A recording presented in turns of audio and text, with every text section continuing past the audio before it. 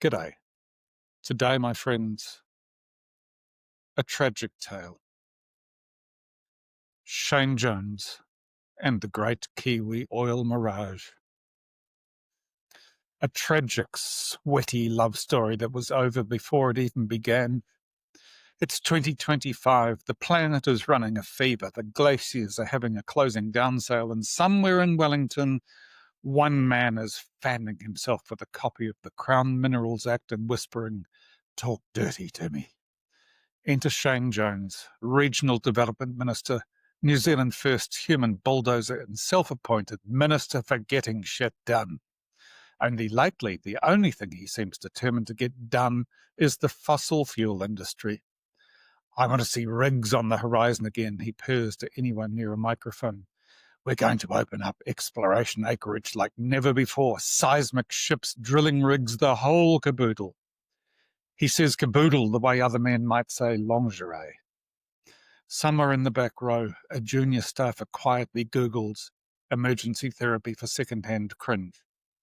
At a New Plymouth Petroleum conference, he goes full romance novel. Romance novel. Romance novel. "I'm absolutely determined to see the sector rejuvenated, revitalised, and, dare I say it, re-erected." The audience of geologists shifts in their plastic seats, suddenly aware they've accidentally wandered onto the set of 50 Shades of Shale. The meet-cute that never was. In Shane's head, this is a passionate reunion. Here's the rugged suitor sprinting down the wharf in slow motion towards his one true love, a creaking offshore platform named Destiny. Hair blowing in the fossil-laden breeze, saxophone music playing somewhere over Cape Egmont. In reality, back in Vienna, Sydney and Houston, the ex is already married to renewables and pretending not to recognise his number. OMV, Beach Energy and the Todd family office have done the maths. They suck Taranaki drier than a church biscuit after morning tea.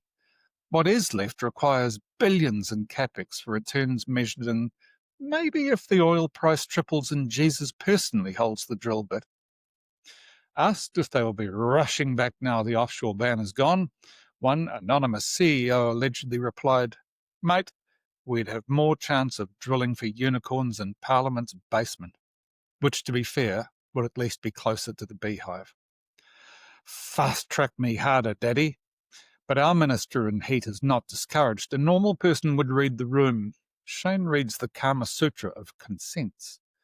"We're going to fast-track everything that moves," he growls, "and some things that don't. Crown mineral amendments, fast-track approvals, Schedule 2A to Shane, these are not boring legislative instruments.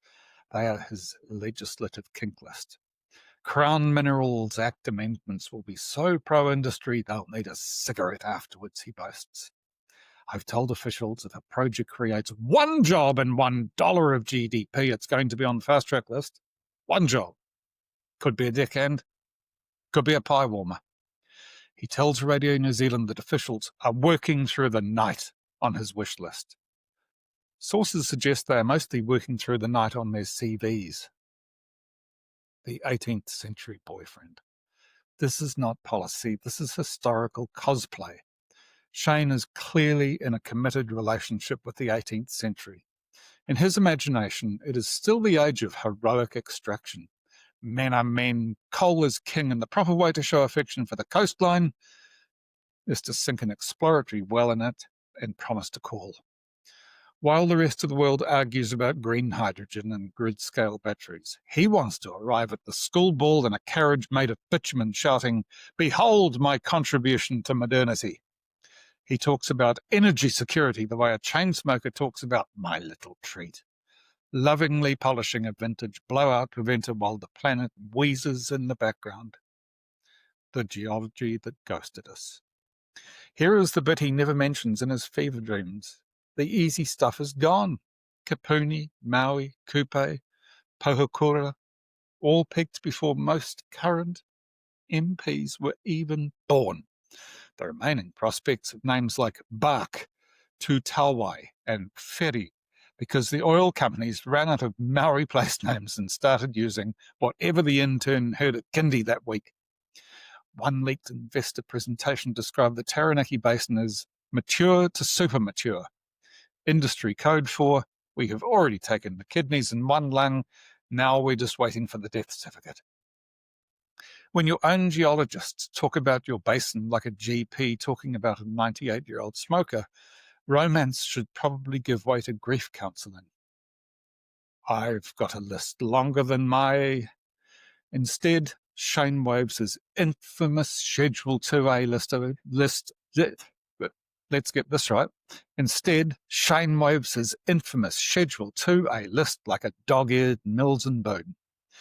This list is going to turbocharge the economy, thunders. The list duly includes a handful of oil and gas projects that have been sitting in bottom drawers since 2017, covered in dust, despair, and the smell faintly of someone else's redundancy. Within weeks, the companies attached to these projects issue statements that read like polite breakup texts. We note the government's support, however, we have no current plans to progress this opportunity. The project remains under review indefinitely. We are prioritising capital discipline and shareholder returns. Translation: we are not spending $10 billion to lose $8 billion while you shout at clouds, Shane. The final rejection text. Even his own side quietly slides the breakup note under the door. MB, in a briefing written with all the passion of a tax return, admits that new offshore gas discoveries are unlikely to be economic at current prices. In civilian language, that means it's not you, it's the net present value. Shane responds the way men always respond to devastating news they don't like. He pretends he didn't hear it and calls another press conference.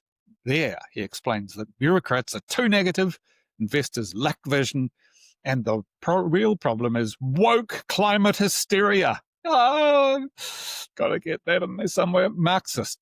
There's got to be Marxist in there. Woke Marxist climate hysteria. That's better. While the sun physically reflects off a nearby solar farm producing electricity cheaper than any gas field he has ever fondled in a speech. The planet on low boil.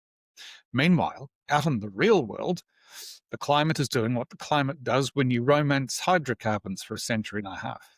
The glaciers retreat, the storms get weirder, the insurance quotes start to look like ransom notes, wind farms spin, solar panels multiply like rabbits on Viagra. Every serious investor on Earth reads the IPCC report and thinks, right, we might just put the money into not boiling ourselves alive. Every serious investor, that is, except the ones in Shane's imagination, who are currently boarding a steamship marked 1895 and heading heroically for Taranaki with a cargo hold full of carbon and bad decisions. Epilogue. A minister alone with his big rig. So here we stand in 2025. The world is tiptoeing slowly towards a lower carbon future. Some countries are sprinting, some trudge, some stumble and get back up again. And then there's Shane, out on the Taranaki shoreline at sunset, high-vis flapping gently in the breeze, clutching a flare gun and a dog-eared copy of the Fast Track Act. I'll make you come back, he whispers to the empty horizon, voice thick with diesel-scented longing. I'll cut more red tape, I'll rewrite more laws, I'll be so pro-industry you'll need a cigarette afterwards. The ocean, like every multinational that ever operated here, doesn't even bother to block his number. It simply keeps eroding the coastline, wave by patient wave, as if to say, mate, the love story is over, the credits have rolled. You're standing in the car park, shouting it at a cinema that closed 10 years ago. Behind him, a kid points up at the new wind turbines on the ridge and says, that looks pretty cool. Shane doesn't hear it. He is too busy composing his next breathless love letter to an industry that cashed the check, packed its bags, and slipped out the back door years ago, leaving him alone with a hard hat, a fantasy, and the faint smell of a future that could have been less stupid. An ode to our friend Shane. Thank you very much for being here. Commiserations to you all. Goodbye. See you next time.